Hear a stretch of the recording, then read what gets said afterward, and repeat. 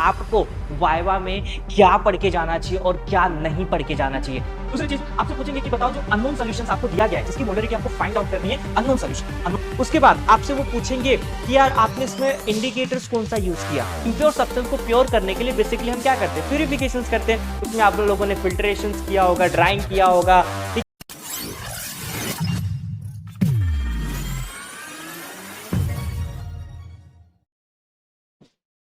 So hello बच्चों, कैसे हो आप सभी लोग। आई थिंक आप अपनी लाइफ में बहुत ही मस्त होंगे और रेडियल प्रैक्टिकल्स को जरूर वॉच आउट कर होंगे।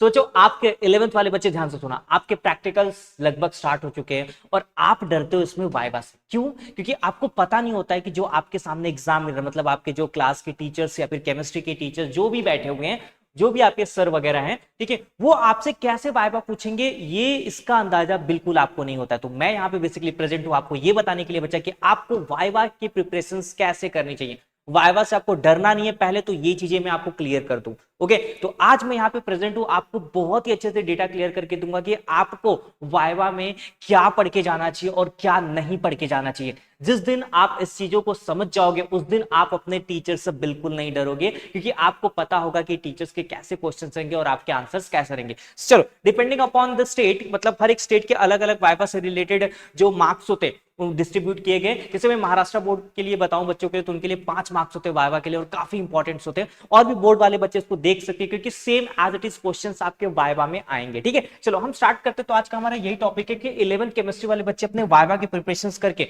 30 आउट ऑफ 30 मार्क्स कैसे अपने प्रैक्टिकल्स एग्जामिनेशंस में ला सकते हैं। बच्चा बिल्कुल आप इस वीडियो को स्किप मत करिएगा, आप इस वीडियो को पूरा देखिए और मैं 101% श्योर हूं बच्चा कि जब आप इस वीडियो को पूरा देख लेंगे तो आपको पता चल जाएगा कि वाइवा कैसे करके जाना है। ओके, चलो स्टार्ट करते हैं। आज का हमारा यही टॉपिक है कि viva questions class 11th chemistry कैसे करके जाना है आपको वाइवा क्वेश्चन। तो एक चीज यहां पे देख लो बच्चा, जो आपका वाइवा होता है बच्चा, ध्यान सुना, जो आपका वाइवा क्वेश्चन होता है वो बेसिकली बहुत ज्यादा इंपॉर्टेंट होता है। क्यों? क्योंकि ये कुछ मार्क्स कंसिडर करता है आपके प्रैक्टिकल एग्जाम में, जो आपके थियरी के मार्क्स को पूरी तरीके से बढ़ा देता है। लगभग 5 से 6 मार्क्स की वाइवा होते हैं आपके। ठीक है, महाराष्ट्र बोर्ड वाले को तो 5 मार्क्स का वाइवा उनके लिए कंपलसरी होता है। ठीक है, और बाकी बोर्ड से अलग अलग वाइवा के यहाँ पे क्वेश्चंस दिए जाते हैं। ठीक है, चलो तो अब देखो वाइवा में हमें क्या करके जाना है। तो पहले मैं यहाँ पे डिस्कस करूंगा बच्चा टाइट्रेशंस के ऊपर वाइवा क्वेश्चन, क्योंकि एग्जामिनर ज्यादातर ना वाइवा क्वेश्चन जो पूछता है वो टाइट्रेशन के ऊपर ही पूछता है। तो फटाफट हम लोग देख लेते हैं। जो देखो पहला जो 11th में जो बहुत ही फेमस टाइट्रेशन है, जो बार बार वो आता है बच्चों को, लगभग फिक्स होता है titration to determine the molarity of solution of given sodium hydroxide by titrating it against the oxalic acid, मतलब standard solution of oxalic acid. तो पहला क्वेश्चन आपसे यही रहता है कि बताओ यहां पे इनको बता के दो कि क्या बता के दो कि ऑक्जेलिक एसिड्स का फॉर्मूला क्या होता है। What is the formula of oxalic acids. ठीक है, फॉर्मूला ऑफ ऑक्जेलिक एसिड्स क्या होता है, फॉर्मूला बताओ। COOH, COOH। ये पहला क्वेश्चन रहता है, वो आपसे डायरेक्टली फॉर्मूला पूछेंगे। क्या पूछेंगे? फॉर्मूला। दूसरा आपसे ये पूछ देंगे कि बताओ आपका जो ऑक्जेलिक एसिड है वो ये क्या एक टाइप का एसिड है, सबको पता होगा भाई, H है तो एसिड है। तो पूछ से बताओ ये मोनो एसिडिक है या डाई एसिडिक है। तो याद रखना बच्चा ये डाई एसिडिक है, डाई एसिडिक कंपाउंड है। 2H यहाँ पे, इसलिए क्या हो जाएगा डाई एसिडिक कंपाउंड। उसके बाद आपसे पूछते कि जो आपका ऑक्जेलिक एसिड है जो स्टैंडर्ड सोल्यूशन है उसकी मोलरिटी क्या है, उसकी मोलरिटी क्या है। आप बोलोगे सर मोलरिटी 0.05 मोल, ये देखो यहाँ पे लिखा भी है, इसकी मोलरिटी हमें पता होती है। दूसरी चीज आपसे पूछेंगे कि बताओ जो अननोन सॉल्यूशंस आपको दिया गया है जिसकी मोलरिटी आपको फाइंड आउट करनी है, अननोन सॉल्यूशन उसका नाम क्या है, अननोन सॉल्यूशन का नाम क्या है। आप बोलोगे सर NaOH। क्या बोलोगे? NaOH।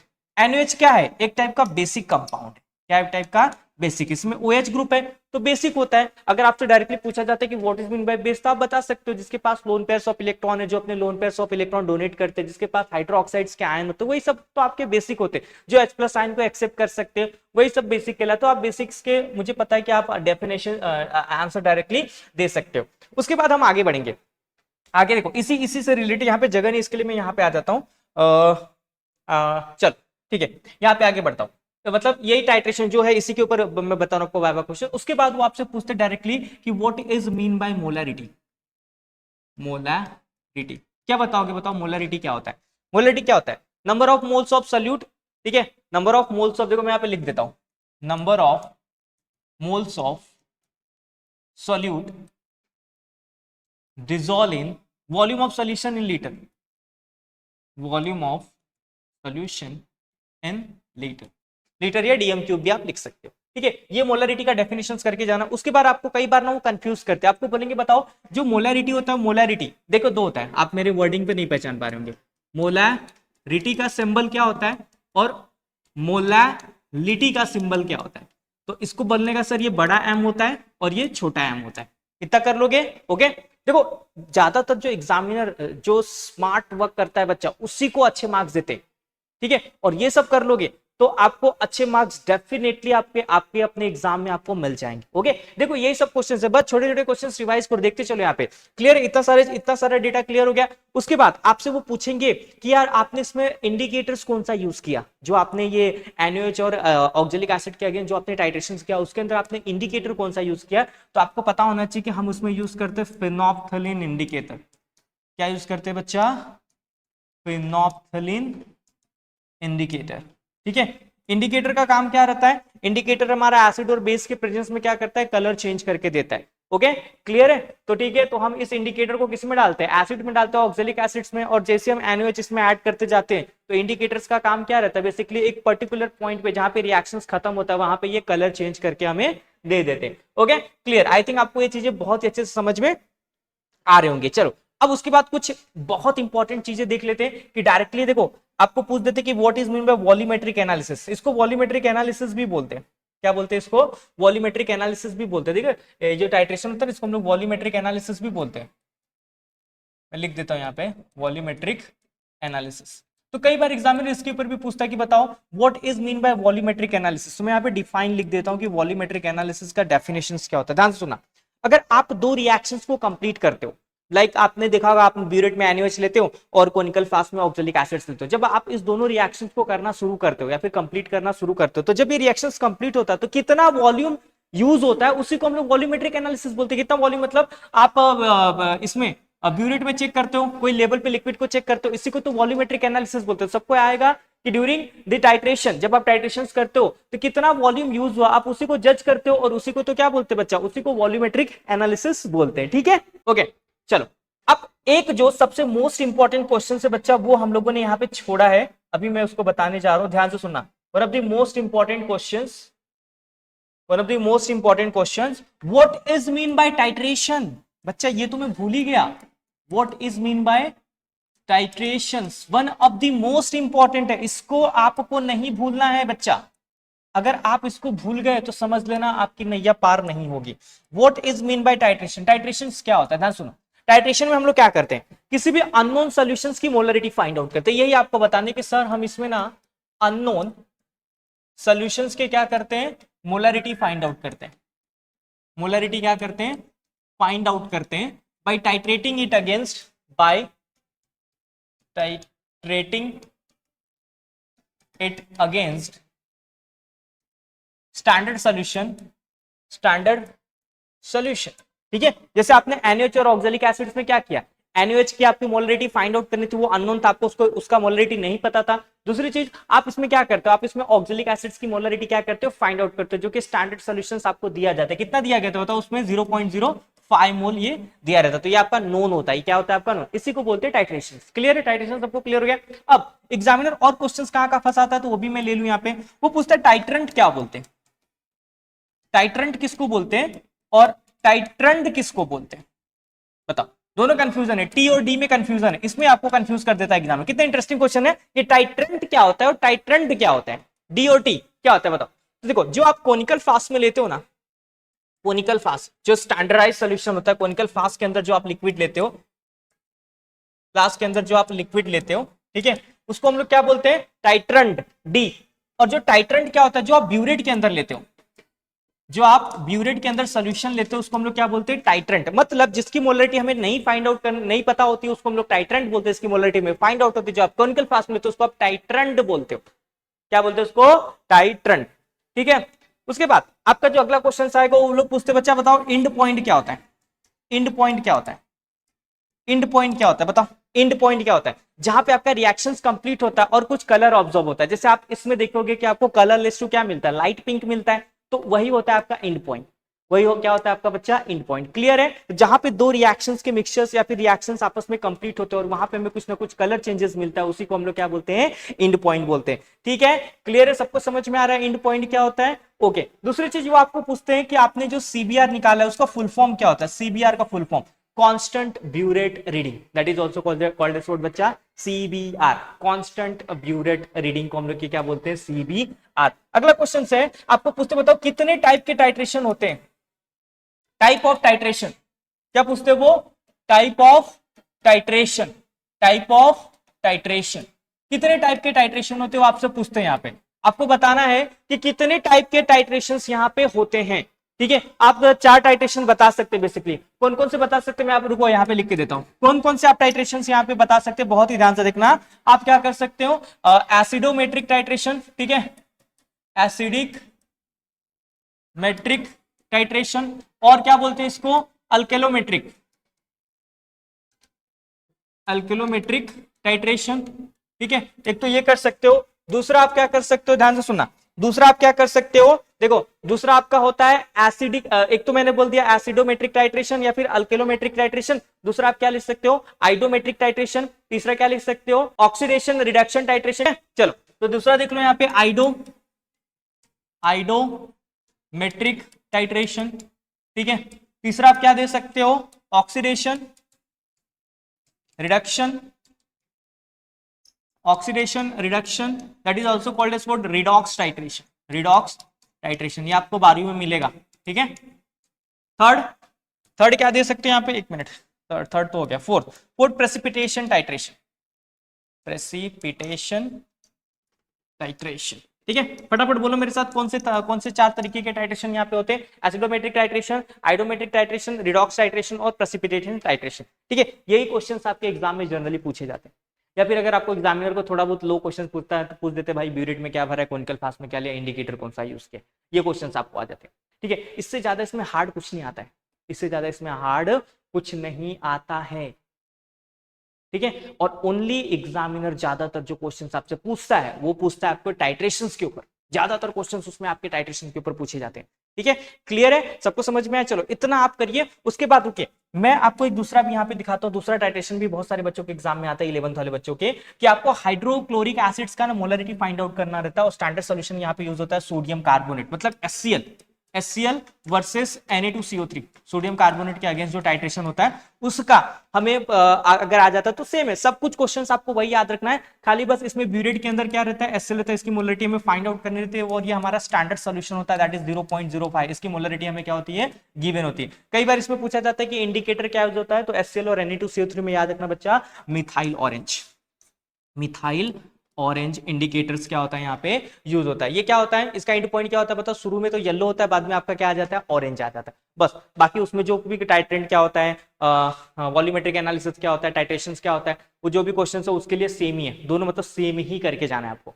ओके, क्लियर है? ओके, अब ये देखो, ये जो दोनों टाइट्रेशन, ये कौन से तरीके के टाइट्रेशन, बताओ, मैंने आपको 4 तरीके के टाइट्रेशन तो बता दिए, लेकिन जो 11th में जो आपको दोनों टाइट्रेशन, वो कौन से तरीके के टाइट्रेशन है, तो बच्चा वो आपका एसिड बेस्ड टाइट्रेशन है। ठीक है, लाइक एसिडोमेट्रिक टाइट्रेशन है। ठीक है, चलो अब यहाँ पे हम लोग आगे बढ़ेंगे। अगला क्वेश्चन है कि सॉल्ट एनालिसिस के ऊपर वाइवा कैसे क्वेश्चन आते हैं, सर बता दीजिए।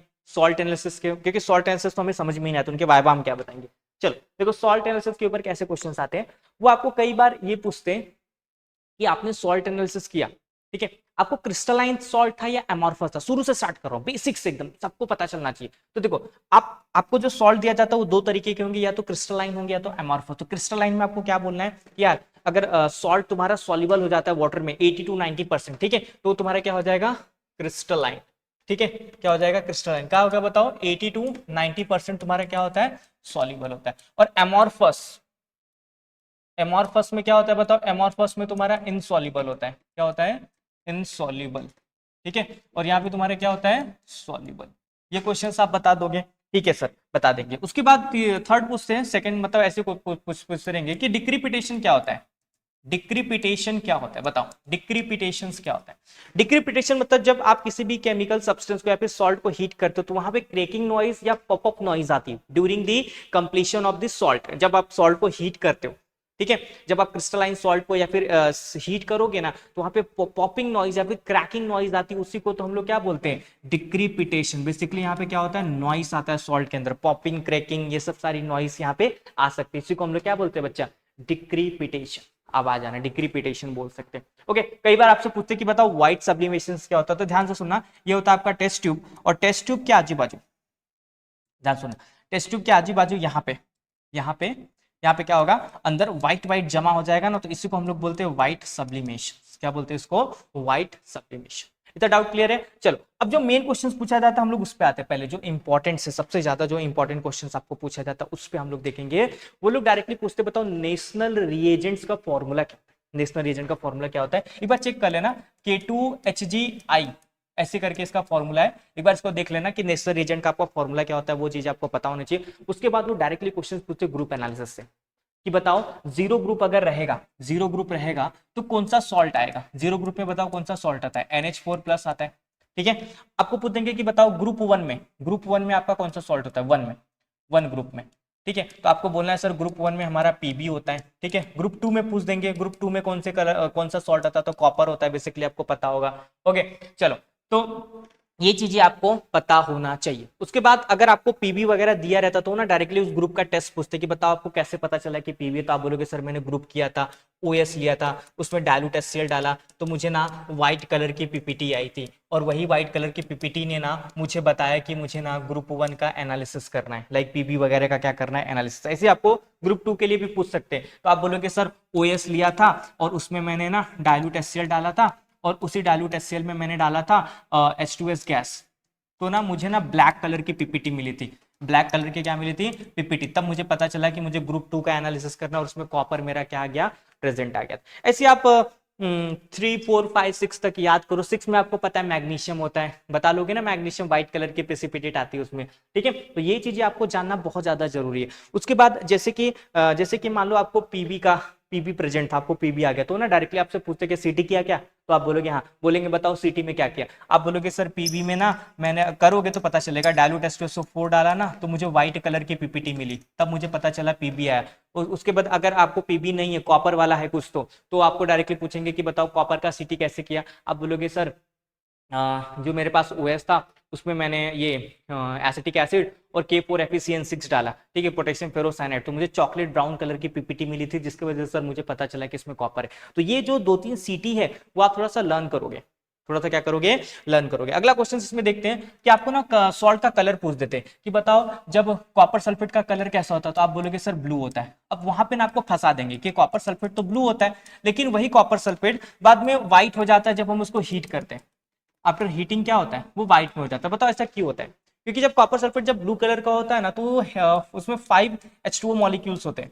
कितने H2O मॉलिक्यूल्स होते हैं, 5। लेकिन जब आप उसको हीट करते हो तो वो अनहाइड्रस हो जाता है। अब ये जो बनेगा अनहाइड्रस, मतलब इसके 5 H2O मॉलिक्यूल्स ना, 5 H2O मॉलिक्यूल्स क्या हो जाएंगे, निकल जाएंगे। ठीक है, तुरंत निकल जाएंगे, तो दैट्स वाई ये तुम्हारे कौन से कलर का हो जाएगा, व्हाइट कलर का हो जाएगा। इसके ऊपर भी आपको क्वेश्चंस आ सकते हैं।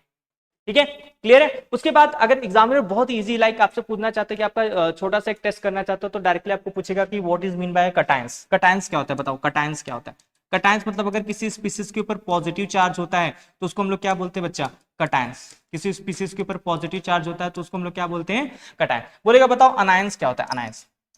अब बता दो, आंख मूंद के बताओ, किसी स्पीसीज के ऊपर अगर नेगेटिव चार्ज होता है तो उसको हम लोग क्या बोलते हैं बच्चा, अनायंस। जैसे CO3 माइनस, Br माइनस। ठीक है, ऐसे 2-3 अनायंस के नाम बक देने का फटाफट, एग्जामिनर खुश हो जाएगा आपको देख यार इस बच्चे को तो बहुत ही अच्छा टैलेंटेड है, बहुत ही अच्छी चीजें आती है इसको। ओके, क्लियर है, सबको समझ में आ रहा है। उसके बाद देखो सीटी वगैरह लर्न करने का, सीटी वगैरह आपने नहीं लर्न किया ना, थोड़ा सा आपको दिक्कत हो जाएगा वाइवा में, क्योंकि जो सॉल्ट एनालिसिस के जो वाइवा होते हैं ना, थोड़े से कंजेस्टेड होते हैं, आपको फंसाए जाते हैं उसमें, ताकि आपके मार्क्स वो कट कर सके। एक चीज याद है, चलो तो इतना वाइवा सॉल्ट एनालिसिस के बारे में मैंने बताया, जो कि थोड़ा सा आपको लर्न करके जाना पड़ेगा। 2-3 क्वेश्चंस और अभी मैंने कटायंस बताया, तो मैं आपको अनायंस के बारे में भी कुछ क्वेश्चंस यहाँ पे बताऊंगा, जो आपको बिल्कुल अच्छे से देखना है यहाँ पे। ओके, ये हो गया।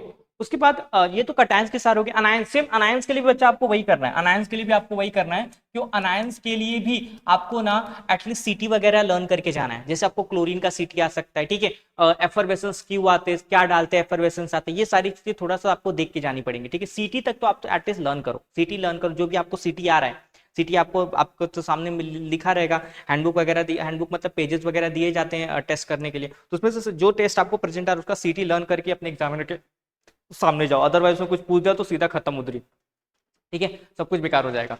उसके बाद 11वीं में और क्या आता है, मेल्टिंग और बॉइलिंग पॉइंट आता है। तो बच्चा कर लो ना, मेल्टिंग और बॉइलिंग पॉइंट का डेफिनेशन नहीं कर पाओगे, मेल्टिंग और बॉइलिंग पॉइंट का डेफिनेशन नहीं कर पाओगे, डेफिनेशंस कर लो, मेल्टिंग पॉइंट क्या होता है, बॉइलिंग पॉइंट क्या होता है, ठीक है, vapour pressure of liquid become equal to the atmospheric pressure is called as boiling point, melting point का भी याद कर लो, ठीक है, ये दोनों चीजें लर्न करके जाओ, बहुत ही अच्छा रहेगा मेल्टिंग और बॉइलिंग पॉइंट। उसके बाद एक्टिविटी में बच्चों को प्रिपरेशंस आता है, प्रिपरेशंस आता है, एक्टिविटी की बात कर रहा हूँ, एक्टिविटी सब इजी है, खाली एक दो जो हार्ड है वो प्रिपरेशन आता है कि आप 0.05 मोल का ऑक्जेलिक एसिड C2H2O4 कैसे प्रिपेयर करोगे। तो क्या करना है, मोलरिटी का फॉर्मूला लगाओ, मोलरिटी का फॉर्मूला क्या होता है, वेट अपॉन मॉलिक्यूलर वेट, ठीक है, weight upon molecular weight into one upon volume in litre. चलो वेट हमें कितना लेना है बताओ, वेट हमें कितना लेना है,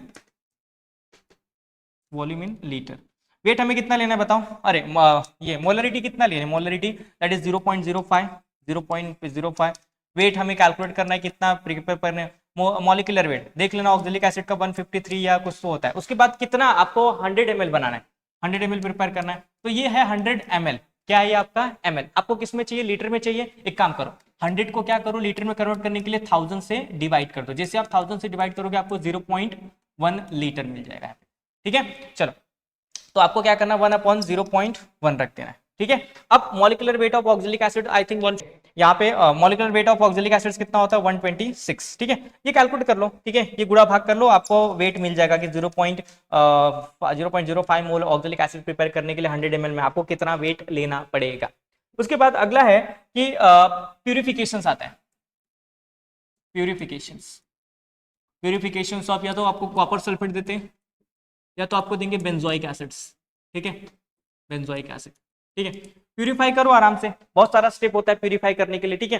तो प्यूरिफिकेशंस क्यों करते हैं, क्योंकि हमारे जो सॉल्ट हमको दिए जाते हैं उसमें ना इम्प्योर सब्सटेंस प्रेजेंट होते हैं, अब उस इम्प्योर सब्सटेंस को प्योर करने के लिए बेसिकली हम क्या करते हैं, प्यूरिफिकेशंस करते हैं, उसमें आप लोगों ने फिल्ट्रेशंस किया होगा, ड्राइंग किया होगा, ठीक है, वेट किया रहेगा, आपको बताना रहेगा एग्जामिनर को, ठीक है, पाउडर बना के फेक मत देने का, एग्जामिनर को दिखाने का, तब वहां पे आपको जो भी जितने मार्क्स का रहेगा उतना आपको क्या करेंगे वो दे देंगे, ठीक है। बच्चा देखो यहाँ पे भी मैं वाइवा क्वेश्चंस तो बहुत ही अच्छे से आपको बता दूं, लेकिन बच्चा अगर आपको वाइवा क्वेश्चंस और डिटेल में चाहिए तो प्लीज इस वीडियो के ना कमेंट बॉक्स में लिंक कुछ भी करके आप अपना कमेंट डालिए कि सर और भी अच्छे से हमें बताइए, तो मैं आपके लिए कभी पीछे नहीं हटूंगा, हर एक चीज मतलब हर एक चीज के लिए आपके साथ खड़ा रहूंगा, ठीक है। लेकिन आपको कमेंट करके मुझे बताना पड़ेगा कि सर ये जो वाइवा पूरा सेशन आपने लिया बहुत ही अच्छा था, सर कुछ और एडिशन है, कुछ करना है, तो आप मुझे बताओगे, आप मुझे फीडबैक दोगे कि सर कुछ ना कुछ आप और करिए, कुछ ना कुछ और लाइए, जरूर लाऊंगा आपके लिए, ये मेरा विश्वास, भरोसा करिए मेरा, बस आप कमेंट करिए, ठीक है। चलो थैंक यू, मिलते हैं अपने नेक्स्ट वीडियो में, and thank you for watching this video, and please do subscribe A to Z practicals. Thank you बच्चा।